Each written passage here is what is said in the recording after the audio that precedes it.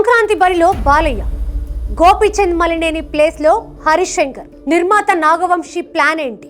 నందమూరి బాలకృష్ణ తన 111వ సినిమాను గోపీచంద్ మలినేని దర్శకత్వంలో చేస్తున్నారు. వృద్ధి సినిమాస్ నిర్మిస్తున్న ఈ ప్రాజెక్ట్ ని 2027 సంక్రాంతికి విడుదల చేయాలని సన్నాహాలు చేస్తున్నట్లు వార్తలు వచ్చాయి. అయితే ఇప్పుడు ఆ స్థానంలో బాలయ్య నటించి మరో సినిమా రాబోతుందని, దానికి హరీష్ శంకర్ దర్శకుడన్న వార్త ఆసక్తికరంగా మారింది.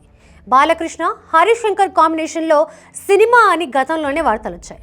అయితే ఇప్పుడు ఆ ప్రాజెక్ట్లో కదలిక వచ్చినట్లు తెలుస్తోంది. సితారా ఎంటర్టైన్మెంట్స్ దీన్ని నిర్మించనుందట. నిర్మాత నాగవంశీ ఈ సినిమాని ఎలాగైనా 2027 సంక్రాంతికి తీసుకురావాలని ప్లాన్ చేస్తున్నట్లు వినికిడి. సంక్రాంతి సీజన్లో కమర్షియల్ ఎంటర్టైన్మెంట్స్కి మంచి ఆదరణ ఉంటుంది.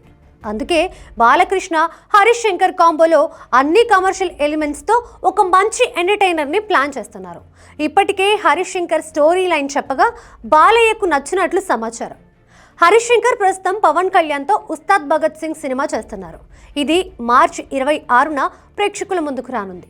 దీని తర్వాత బాలయ్య ప్రాజెక్టుకి సంబంధించిన స్క్రిప్ట్ వర్క్ను పూర్తి చేయనున్నారట హరీష్ శంకర్. 2026 ద్వితీయార్థంలో షూట్ మొదలుపెట్టి 2027 సంక్రాంతికి సినిమాను రిలీజ్ చేయాలనేది ప్లాన్.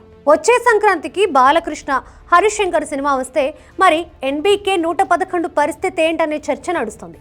నిజానికి ఎన్బీకే 111ను మొదట హిస్టరికల్ ఫిలింగా ప్లాన్ చేశారు.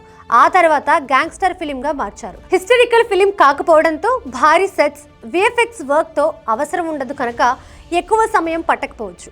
పక్కా ప్లానింగ్తో వచ్చే 3-4 నెలల్లో బాలయ్య పార్ట్ షూటింగ్ని కంప్లీట్ చేయనున్నారట. 2026 చివరిలో ఈ సినిమాని విడుదల చేయాలనేది నిర్మాతల ఆలోచన అంటున్నారు. ఇక ఎన్బీకే 111 షూటింగ్ పూర్తయ్యేలోపు హరీష్ శంకర్ ప్రాజెక్టుకి సంబంధించిన ప్రీ ప్రొడక్షన్ వర్క్ పూర్తవుతుంది. ఒకవేళ అనుకున్న దానికన్నా ముందే ప్రీ ప్రొడక్షన్ వర్క్ పూర్తయితే అవసరమైతే 2 సినిమాలు ప్యారలల్గా చేసే ఆలోచనలో కూడా బాలయ్య ఉన్నారట. మొత్తానికి దర్శకులు గోపీచంద్ మలినేని, హరీష్ శంకర్లతో బాలకృష్ణ చేయనున్న సినిమాలు తక్కువ గ్యాప్లోనే ప్రేక్షకుల ముందుకు రానున్నాయని సమాచారం.